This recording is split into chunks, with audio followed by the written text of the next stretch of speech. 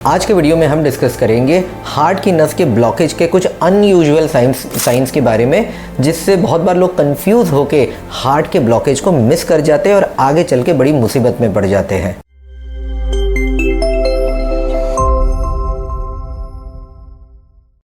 सबसे पहले तो मैं आपको एक किस्सा सुनाऊंगा मेरे पेशेंट के साथ जो हुआ था, जिससे आपको ये समझ में आएगा कि ये जो अनयूजुअल हार्ट के ब्लॉकेज के सिम्टम्स होते हैं वो कितना कंफ्यूज कर सकते हैं और इसकी वजह से कितनी मुसीबत पैदा हो सकती है। तो कुछ सालों पहले की बात है, एक पेशेंट को मेरे पास रेफ़र किया था एक डेंटिस्ट ने, क्योंकि उनको तकलीफ़ थी कि उनको जबड़े में दर्द होता था और डेंटिस्ट ने सब कुछ चेक करने के बाद सब नॉर्मल मिला उनको, और फिर उनको ऐसा डाउट हुआ कि हार्ट की वजह से भी हो सकता है। बहुत सही डाउट था उनका, इसलिए उन्होंने मेरे पास रेफ़र किया और वो पेशेंट का सब कुछ चेकअप करने के बाद मुझे ऐसा लगा कि इनका एंजियोग्राफी होना चाहिए और ब्लॉकेज है या नहीं ये कंफर्म कर लेना चाहिए। मैंने वो एडवाइस वो पेशेंट को दी, लेकिन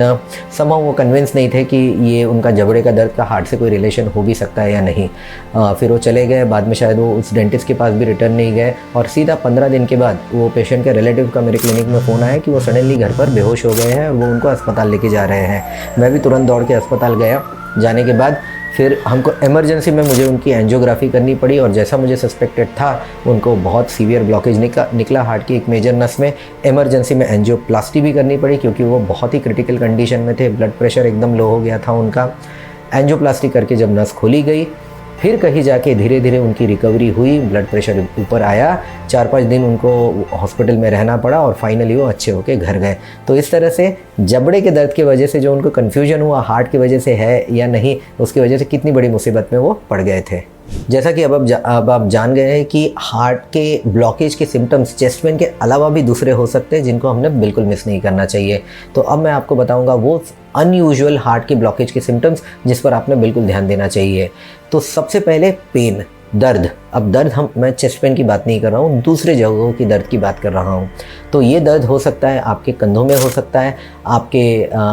हाथ के ऊपरी हिस्से में, या इवन फोरआर्म की तरफ भी वो पेन रेडिएट हो सकता है चेस्ट से शुरू होके। इसके अलावा कभी कभी पेट के ऊपरी हिस्से में आपको पेन हो सकता है, पीठ की तरफ पेन हो सकता है, और जैसा कि हमने उस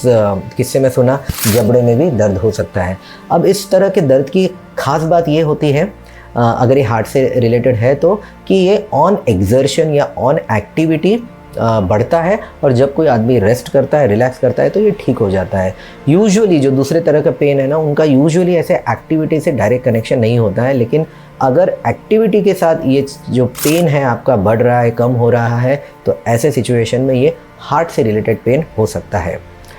दूसरा हो गया पेन के अलावा दूसरे सिम्टम्स, जैसे कि अचानक बहुत ज़्यादा सांसें फूलना, खासकर जब आप एग्जर्शन करते हैं और थोड़ा भी एग्जर्शन कर रहे हैं तो जितना थकान आनी चाहिए अगर उससे ज़्यादा आपको थकान महसूस हो रही हो, बहुत ज़्यादा सांसें फूल रही हो, अगर अचानक आपको काफ़ी सारा पसीना छूट गया हो, सडनली बहुत अनईजी फील होने लग रहा हो, तो ये सारे भी जो सिम्टम्स हैं ना,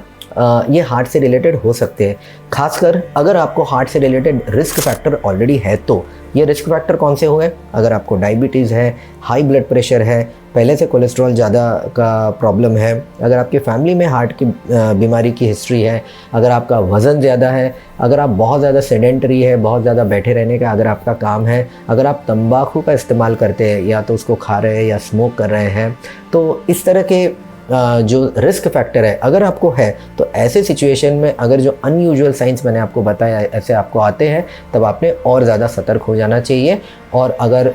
थोड़ा भी आपको डाउट लगता है तो तुरंत जाके किसी फिजिशियन को या कार्डियोलॉजिस्ट को एक बार उनका ओपिनियन ज़रूर ले लेना चाहिए। तो अगर आपको ऐसे कुछ सिम्टम्स, कंप्लेंट्स आते हैं तो आपने करना क्या चाहिए? तो सबसे पहले, और ख़ासकर अगर आपको ऑलरेडी हार्ट से रिलेटेड रिस्क फैक्टर्स है, तो सबसे पहले जाकर जो भी पास में डॉक्टर है उनको दिखा देना चाहिए और कम से कम एक ईसीजी तो ज़रूर ही करवा लेना चाहिए। एडिशनल टेस्ट जैसे 2DA को भी करवाना चाहिए, और ईसीजी 2DA को अगर आपका नॉर्मल आता है उसके बावजूद भी एक बार किसी एक्सपर्ट फिजिशियन या कार्डियोलॉजिस्ट से ओपिनियन ले लेना चाहिए, क्योंकि अगर ब्लॉकेज की वजह से हार्ट को डैमेज नहीं हुआ है, ऐसे सिचुएशन में ईसीजी और 2DA को नॉर्मल आ सकते हैं, बावजूद इसके कि आपके हार्ट के नस में मेजर ब्लॉकेज है। तो ऐसे सूरत में अगर आपके ट्रीटिंग